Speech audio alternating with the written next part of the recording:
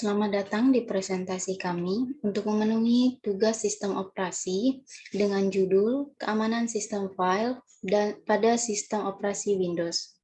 Slide selanjutnya.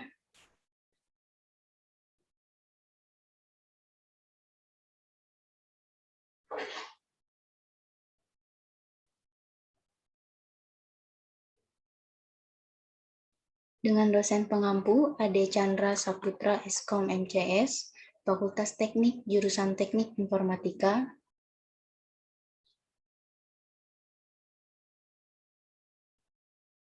Nama anggota kelompok 2. Yang pertama nama Tri Ulandari dengan NIM 203010503013 dan saya sendiri Vivi Oktaviani dengan NIM 203010503014.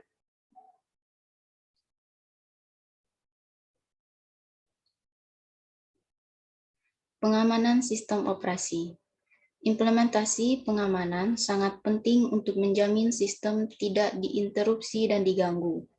Proteksi dan pengamanan terhadap perangkat keras dan sistem operasi sama pentingnya. Sistem operasi hanya satu bagian kecil dari seluruh perangkat lunak di suatu sistem.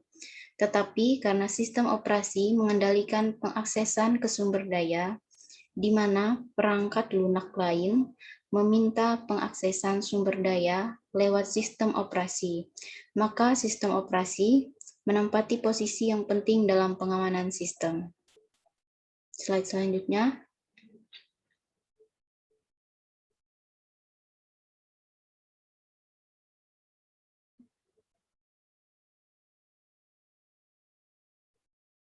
Keamanan sistem komputer adalah untuk menjamin sumber daya tidak digunakan atau dimodifikasi orang tak terotorisasi. Pengamanan termasuk masalah teknis, manajerial, legalitas, dan politis.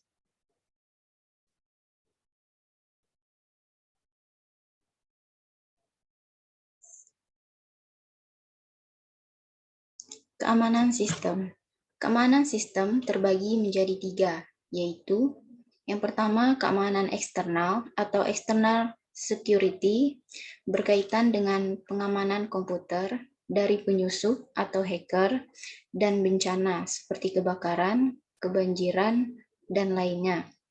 2. Keamanan interface pemakai atau user interface security berkaitan dengan identifikasi pemakai sebelum pemakai diizinkan mengakses program dan data yang disimpan. Keamanan internal atau internal security berkaitan dengan pengamanan beragam kendali yang dibangun pada perangkat keras dan sistem operasi yang menjamin operasi yang handal dan tak terkorupsi untuk menjaga integritas program dan data. Istilah keamanan atau security dan proteksi atau protection sering digunakan secara bergantian. Untuk menghindari kesalahpahaman, istilah keamanan mengacu ke seluruh masalah keamanan dan istilah mekanisme proteksi mengacu ke mekanisme sistem yang digunakan untuk memproteksi atau melindungi informasi pada sistem. Slide selanjutnya.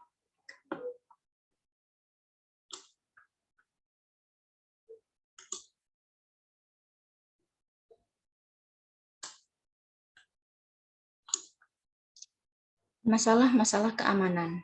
Terdapat 2 masalah penting, yaitu yang pertama kehilangan data atau data loss.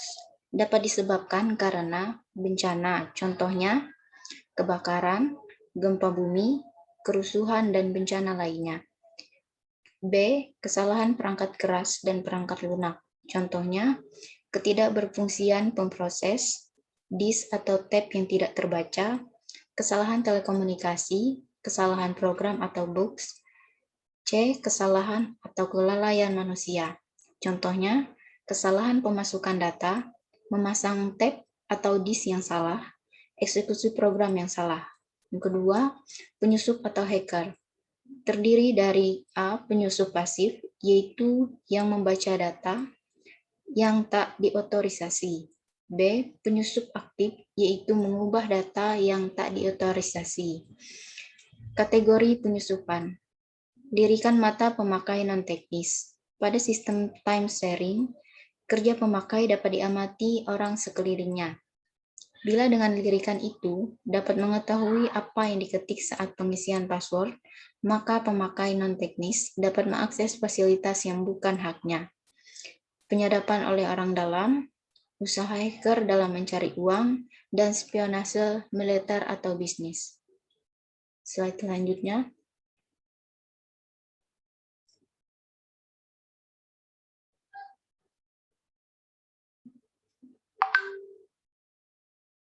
Ancaman-ancaman keamanan. Sasaran pengamanan adalah menghindari, mencegah, dan mengatasi ancaman terhadap sistem. Kebutuhan keamanan sistem komputer dikategorikan 3 aspek, yaitu yang pertama, kerahasiaan atau sekresi adalah keterjaminan bahwa informasi di sistem komputer hanya dapat diakses oleh pihak-pihak yang diotorisasi dan dimodifikasi tetap menjaga konsistensi dan keutuhan data di sistem. Yang kedua, integritas atau integrity adalah keterjaminan bahwa sumber daya sistem komputer hanya dapat dimodifikasi oleh pihak-pihak yang diotorisasi. Yang ketiga, ketersediaan atau availability adalah keterjaminan bahwa sumber daya sistem komputer tersedia bagi pihak-pihak yang diotorisasi saat diperlukan. Slide selanjutnya.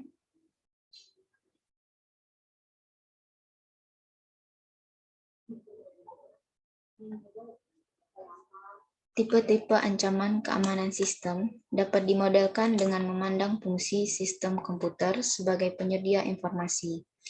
Berdasarkan fungsi ini, ancaman terhadap sistem komputer dapat dikategorikan menjadi 4 ancaman, yaitu 1. Interupsi atau interruption. Sumber daya sistem komputer dihancurkan atau menjadi tak tersedia atau tak berguna.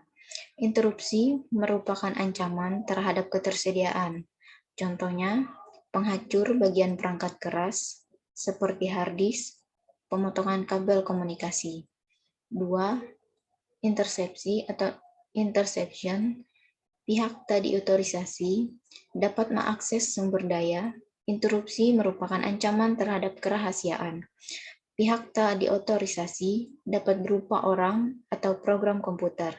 Contoh, penyadapan untuk mengambil data rahasia dan mengetahui file tanpa diotorisasi. 3. Modifikasi atau modification. Pihak tak diotorisasi tidak hanya mengakses tapi juga merusak sumber daya. Modifikasi merupakan ancaman terhadap integritas.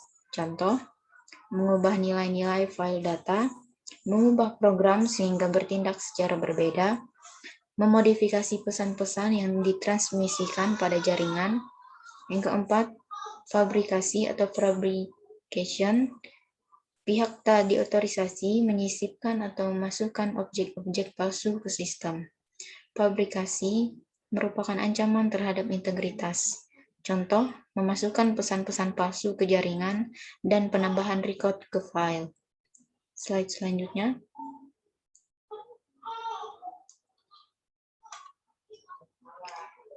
Petunjuk pengamanan sistem. Terdapat beberapa prinsip pengamanan sistem komputer, yaitu yang pertama, rancangan sistem seharusnya publik. Keamanan sistem seharusnya tidak bergantung pada kerahasiaan rancangan mekanisme pengamanan. Mengasumsikan penyusup tidak akan mengetahui cara kerja sistem pengamanan hanya menipu atau memperdaya perancang, sehingga tidak membuat mekanisme proteksi yang bagus.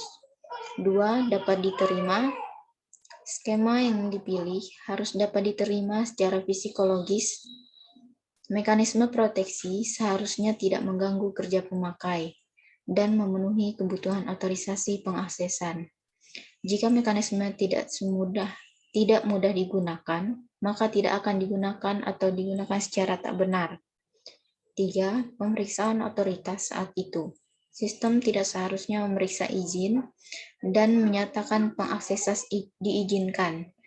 serta kemudian menetapkan terus informasi ini untuk penggunaan selanjutnya.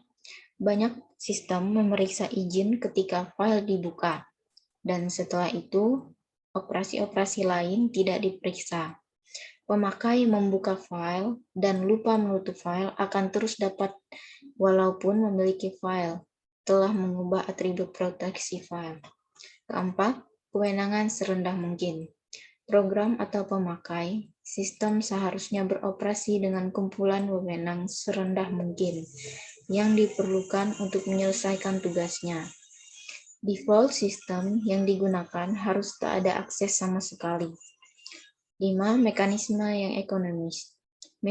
Mekanisme proteksi seharusnya sekecil, sesederhana mungkin, dan seragam sehingga memudahkan verifikasi. Proteksi seharusnya dibangun di lapisan terbawah.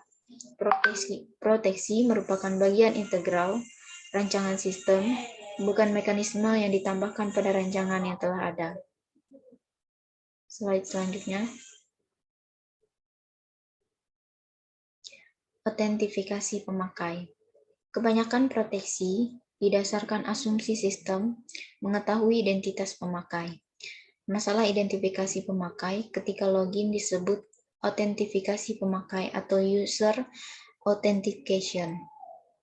Kebanyakan metode otentifikasi didasarkan pada 3 cara, yaitu 1. Sesuatu yang diketahui pemakai, misalnya password, kombinasi kunci, dan sebagainya. 2. Sesuatu yang dimiliki pemakai, misalnya badge, kartu identitas, kunci, dan sebagainya. 3. Sesuatu mengenai ciri pemakai, misalnya sidik jari, sidik suara, foto, dan tanda tangan. Slide selanjutnya.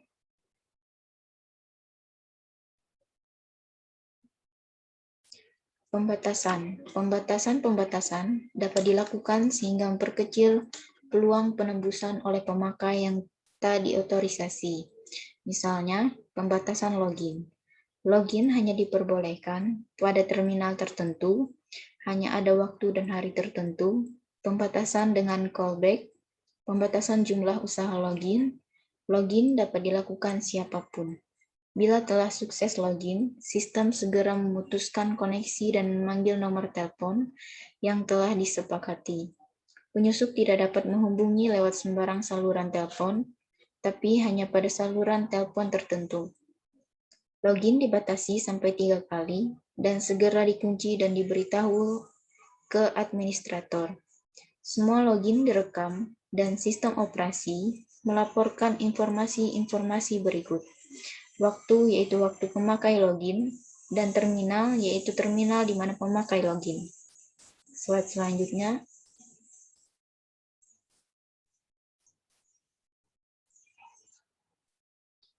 Mekanisme proteksi sistem komputer. Objek perangkat keras. Objek yang perlu diproteksi antara lain pemproses, segmen memori, terminal, disk drive, printer, dan sebagainya. Objek perangkat lunak. Objek yang perlu diproteksi antara lain proses, file, basis data, semafor, dan sebagainya.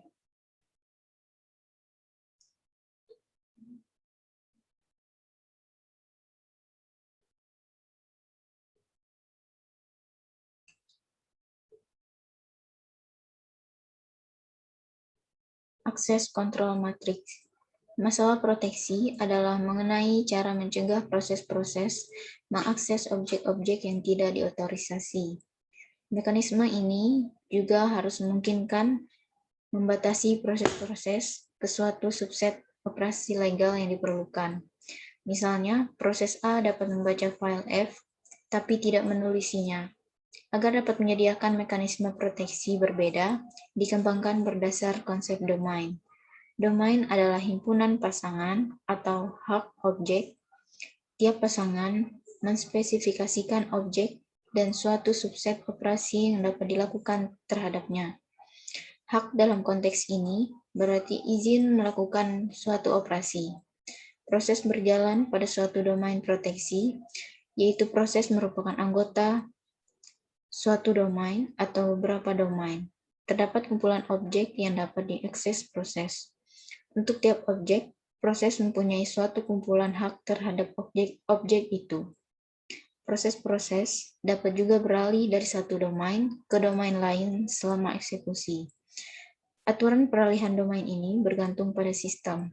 Domain ditetapkan dengan mendaftarkan pemakai untuk termasuk domain itu. Proses-proses yang dijalankan pemakai adalah proses-proses pada domain itu dan mempunyai hak akses terhadap objek seperti ditentukan domainnya.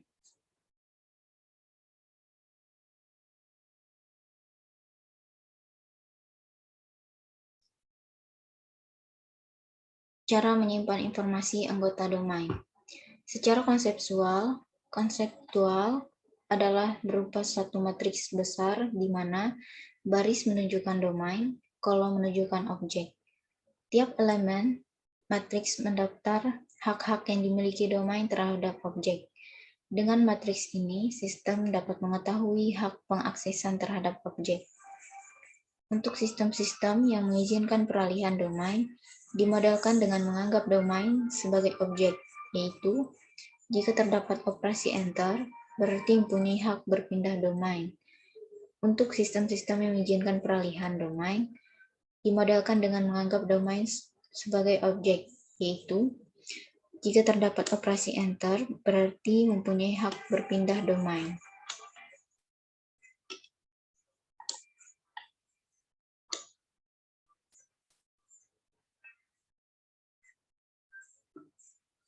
ACL atau Access Control List, matriks jarang memboroskan ruang penyimpanan dan lambat karena memerlukan ruang besar. Dua alternatif untuk memperbaikinya adalah menyimpan matriks sebagai berbaris, menyimpan matriks sebagai berkolom.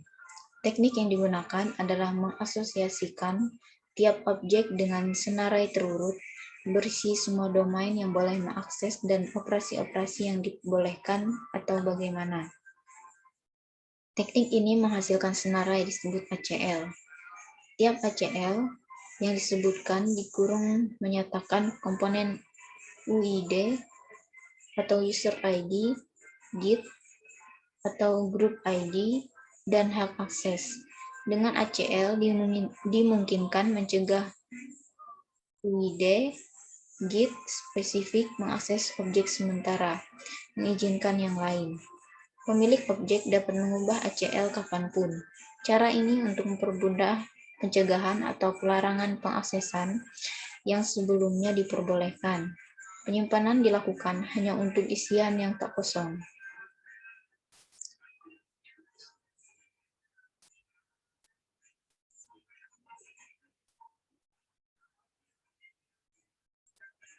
Kapabilitas. Cara lain adalah memecah matriks berbaris, diasosiasikan tiap proses satu daftar objek yang boleh diakses.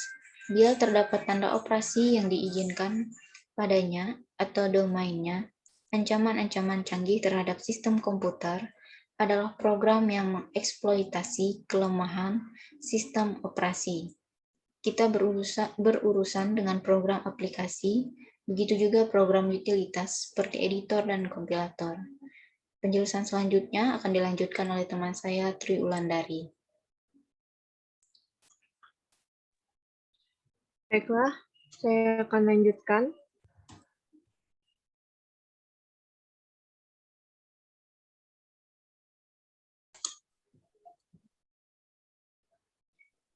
Baiklah, selanjutnya adalah taksonomi ancaman perangkat lunak atau klasifikasi program jahat atau bisa dinamakan malicious program, yaitu program-program yang memerlukan program inang atau host program, fragment program tidak dapat mendiri secara independen dari suatu program aplikasi, program utilitas atau program sistem.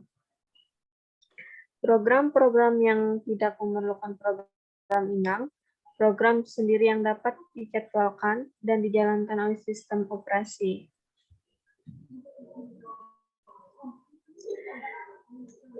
Lapisan-lapisan keamanan sistem operasi, diantaranya yaitu keamanan fisik, yaitu membatasi akses fisik ke mesin, backup data, mendeteksi gangguan fisik, kemudian keamanan lokal yang berkaitan dengan user dan hak-haknya, pemberian fasilitas minimal yang diperlukan yaitu hati-hati terhadap dari mana user login atau tempat seharusnya user login, pastikan dan hapus rekening user ketika user tidak lagi membutuhkan akses.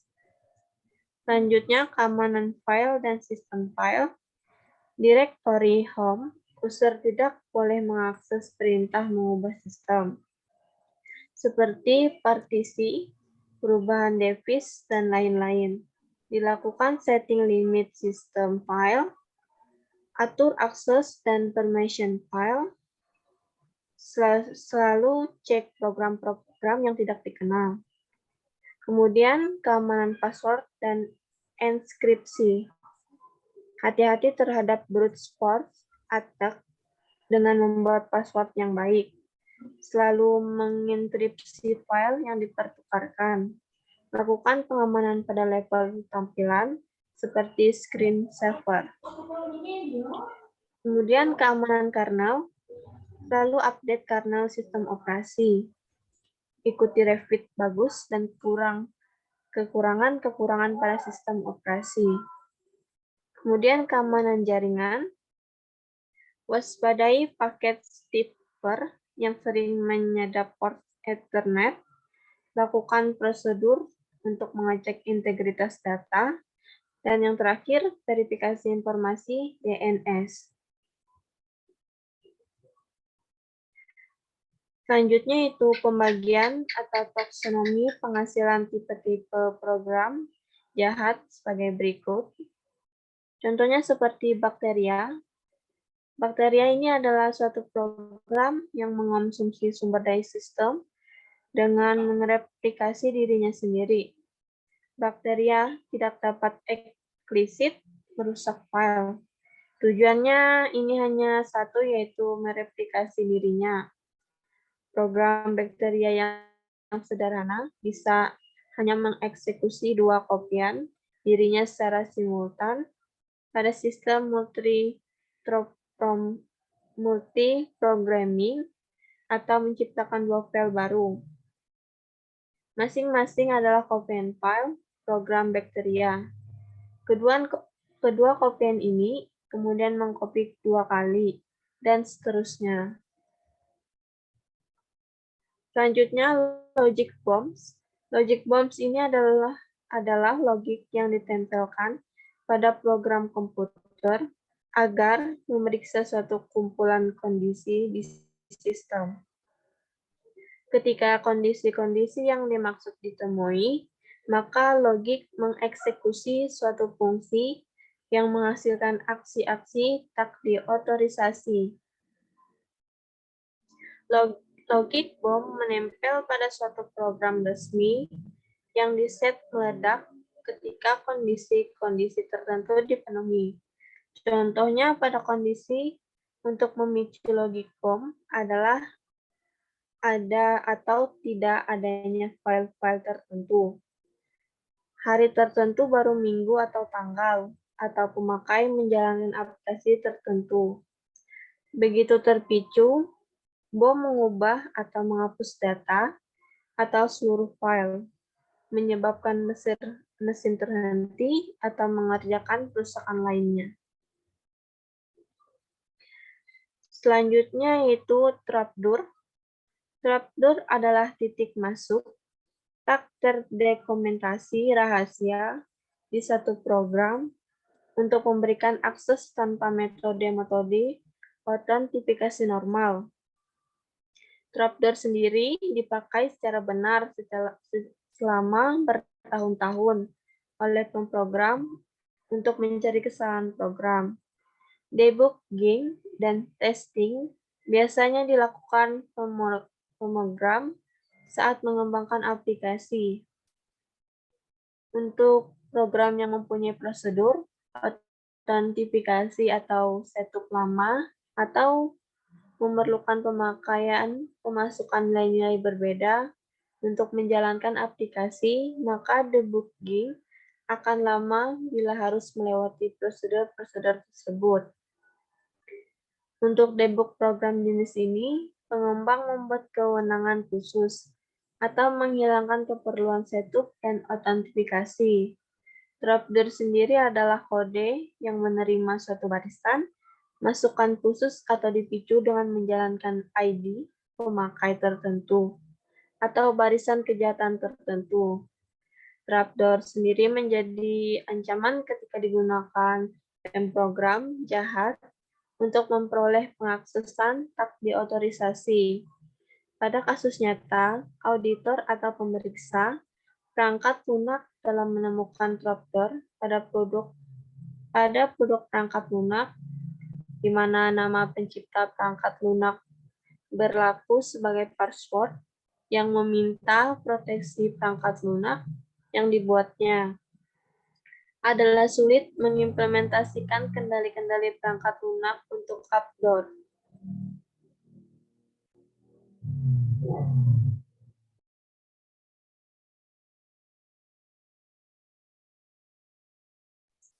Selanjutnya, Trojan Horse.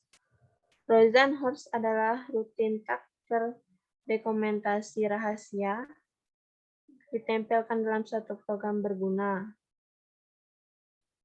Program yang berguna mengandung kode tersembunyi yang ketika dijalankan melakukan suatu fungsi yang tak diinginkan.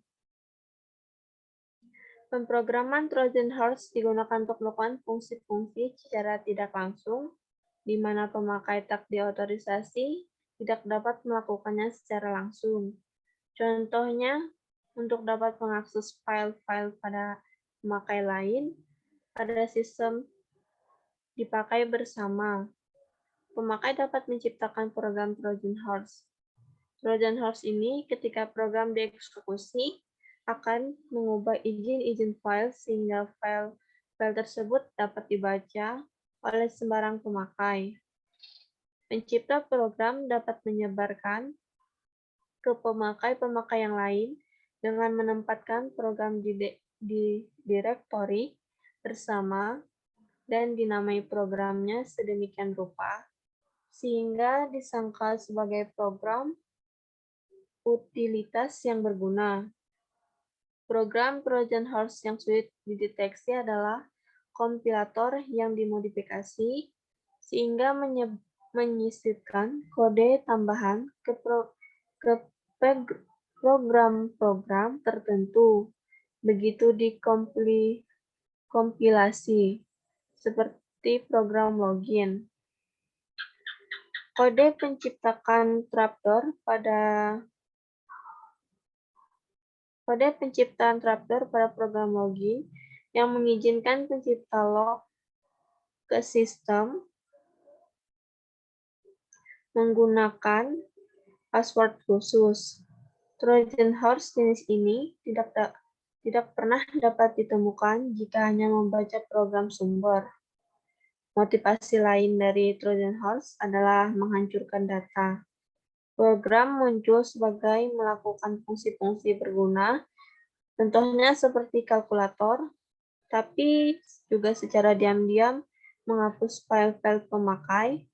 Trojan Horse biasanya ditempelkan pada program-program atau rutin-rutin yang diambil dari BBS, internet, dan sebagainya.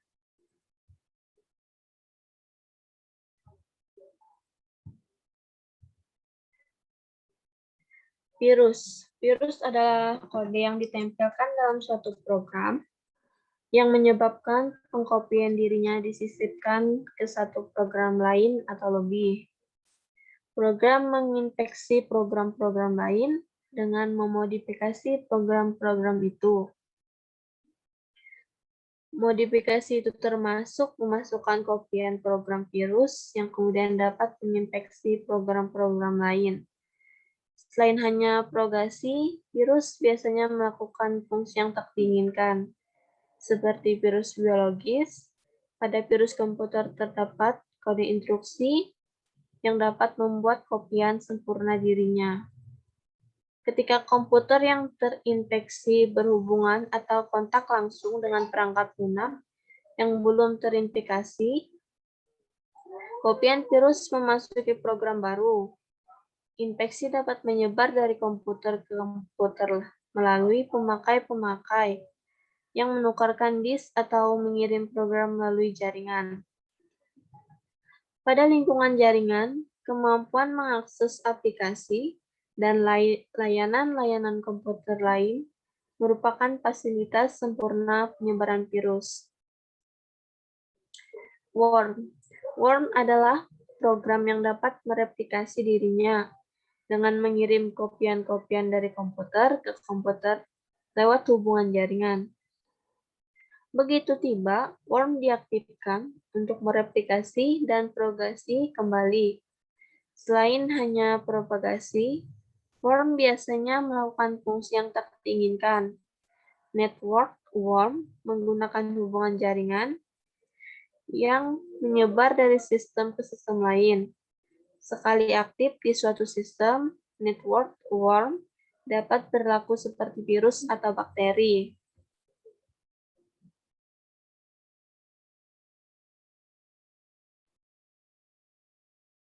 Atau menempelkan program Trojan Horse, atau melakukan sejumlah aksi menjengkelkan atau menghancurkan untuk mereplikasi dirinya. Network worm menggunakan suatu layanan jaringan, seperti fasilitas surat elektronik, yaitu worm menginginkan kopian dirinya ke sistem-sistem lain, kemudian kemampuan eksekusi jarak jauh atau disebut juga dengan remote execution capabilities, yaitu worm mengeksekusi kopian dirinya di sistem lain. Kemudian kopian login jarak jauh, yaitu worm log pada sistem jauh sebagai pemakai, dan kemudian menggunakan perintah untuk mengcopy dirinya dari satu sistem ke sistem yang lain. Kopian program worm yang baru digunakan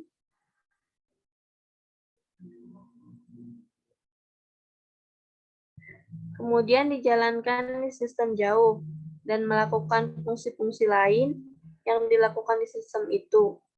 Worm terus menyebar dengan cara yang sama. Network worm mempunyai ciri-ciri sama dengan virus komputer, yaitu fase-fase sama. Yang pertama itu dormant phase, propagation phase, triggering phase, execution phase. Network worm juga berusaha menentukan apakah sistem sebelumnya telah diinfeksi sebelum mengirim kopian dirinya ke sistem itu.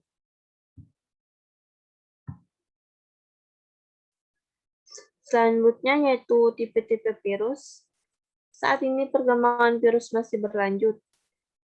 Terjadi perlombaan antara penulis virus dan membuat antivirus.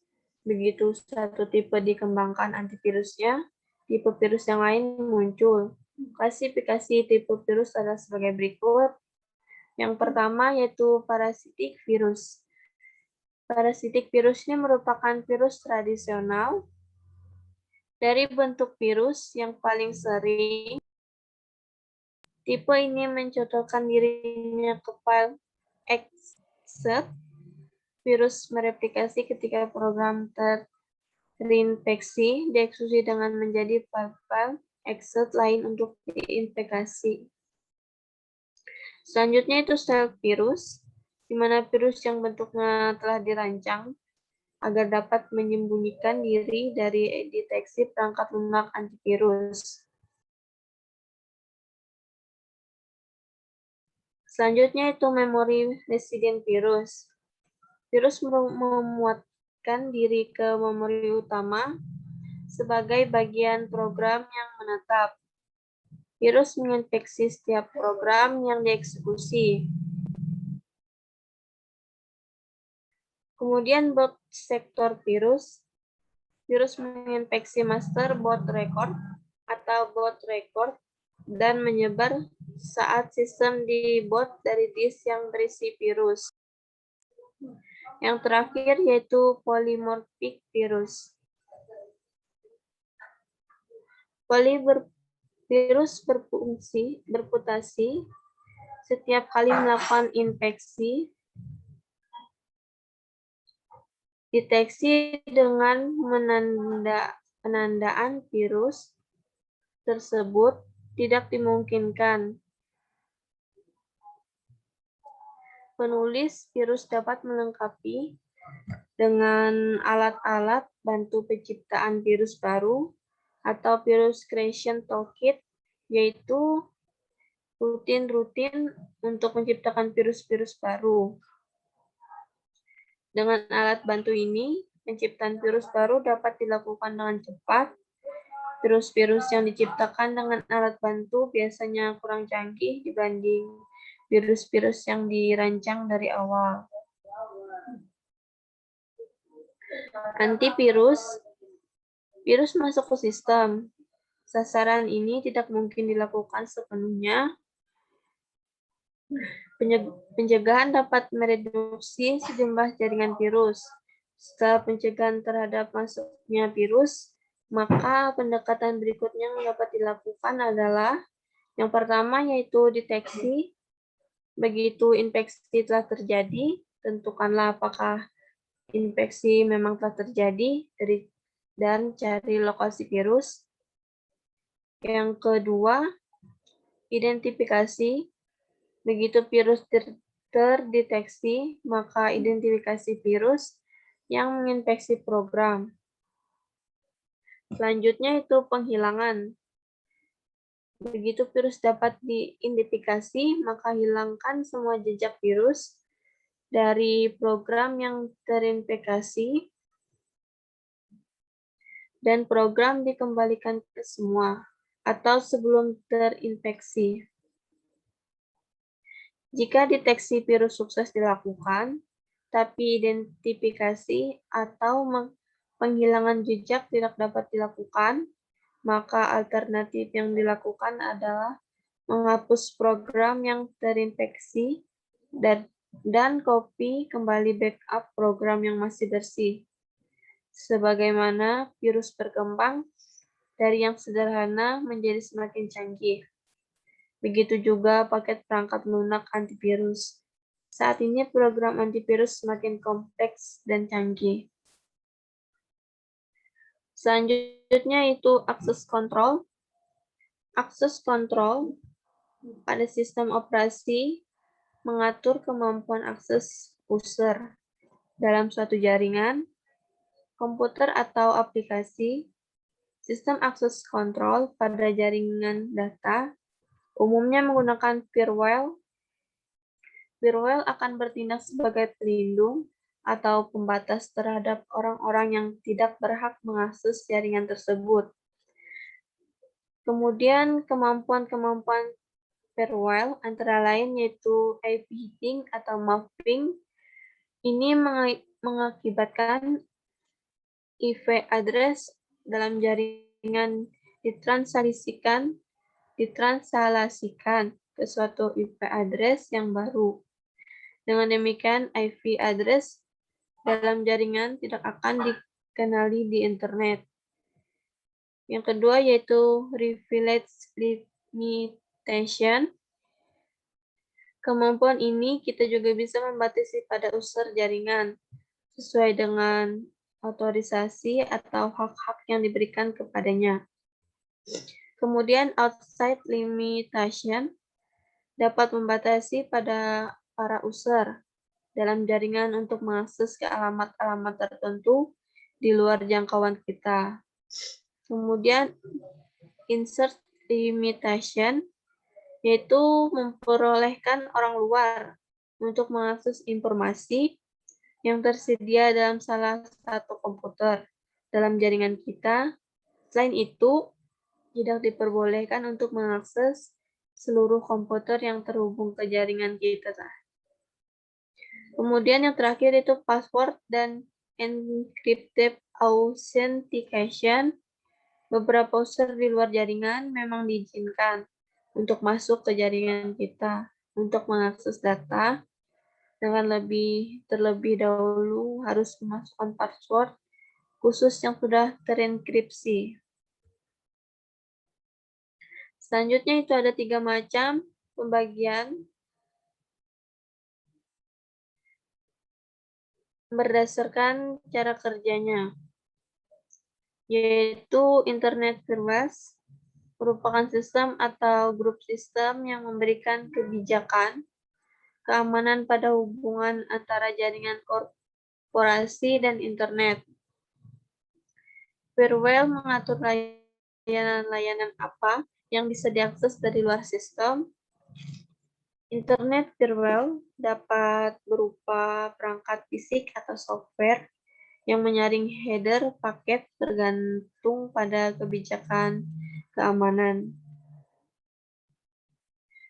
Selanjutnya yaitu Packet Filtering Firewalls merupakan tipe firewall yang melakukan kontrol akses ke dalam maupun keluar jaringan. Packet Filter Firewall dapat berupa router maupun switch yang dapat dikonfigurasi dengan akses list.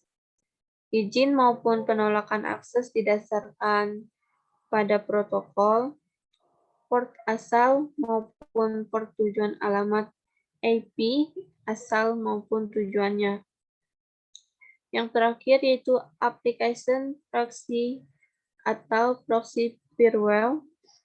Perangkat atau software ini menjamin bahwa resource yang terlindungi tidak bisa diakses oleh sembarang user. Pada saat ini, ada beberapa aplikasi firewall yang dapat dipasang di PC, diantaranya adalah MCAP, Personal Firewall, Symantec Norton Personal Firewall 2000, Network IC, Blackgate Defender, dan lain-lain. Kemudian, bentuk serangan terhadap sistem operasi Windows. Ancaman sistem operasi Windows pada saat ini yaitu berdasarkan daftar ancaman yang dikeluarkan oleh Sun Institute. Yang pertama itu Internet Information Service atau IIS. Yang kedua Microsoft SQL Server atau MSSQL. Yang ketiga Windows Authentication, yaitu termasuk LM Hosting.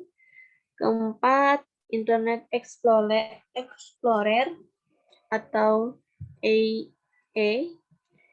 Yang kelima, Windows Remote Access Service, yaitu termasuk NetBIOS, Anonymous, Logon, Remote Registry, dan RPCDOM.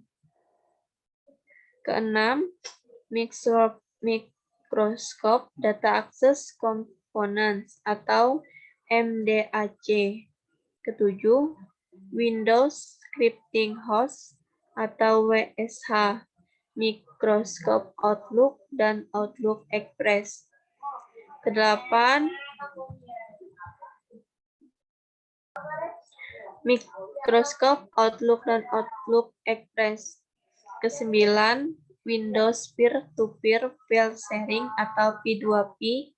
Yang ke-10, Simple Network Management Protocol. Selanjutnya yaitu masalah ancaman pada sistem operasi ini dikenal suatu istilah yaitu vulnerabilitas. Vulnerabilitas secara universal adalah keadaan di mana memungkinkan menyerang mengeksekusi perintah sebagai user lainnya. Kedua yaitu memungkinkan penyerang untuk mengakses data yang berbeda dengan batasan akses untuk data tersebut. Ketiga, memungkinkan penyerang untuk memalsukan diri sebagai pihak lain. Keempat, memungkinkan penyerang untuk melakukan denial of service. Selain itu, dikenal pula istilah exposure, yaitu suatu keadaan di mana memungkinkan penyerang melakukan aktivitas pengambilan informasi, kemudian memungkinkan penyerang menyembunyikan aktivitas. Selanjutnya itu menyertakan suatu kemampuan yang berperilaku seolah-olah seperti yang diinginkan, tetapi bisa dilakukan compromise dengan mudah. Merupakan titik masuk utama, penyerang bisa melakukan usaha memperoleh akses ke sistem atau data. Yang terakhir yaitu dianggap sebagai masalah yang berkaitan dengan kebijakan keamanan tertentu. Contoh vulnerabilitas universal yaitu PHF. Terus selanjutnya RPC.ttd base service. Selanjutnya itu field password yang readable secara bebas. Keempat, password default. Kelima, permasalahan detail of service yang memungkinkan seorang penyerang untuk menyebabkan bloated screen. Dan yang terakhir yaitu smooth denial of service dengan flooding jaringan. Contoh exposure yaitu menjalankan servis semacam pinger berguna untuk mengambil informasi, tetapi membuatnya seperti mengiklankan sistem penyerang.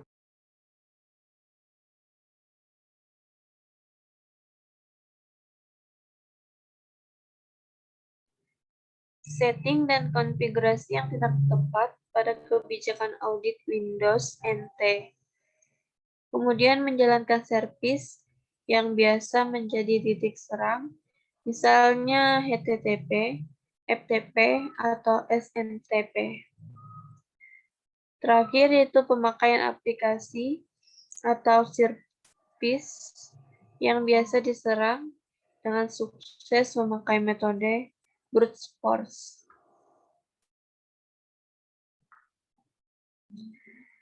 Selanjutnya yaitu kebijakan keamanan. Suatu sistem komputer bisa dilihat sebagai sekumpulan sumber daya yang tersedia untuk dipergunakan oleh user yang berhak. Terdapat sejumlah komponen keamanan yang perlu diperhatikan oleh administrator. Yang pertama, availability. Kedua, utility. Ketiga, integrity. Keempat, authenticity. Kelima, confidentiality. Keenam, possession.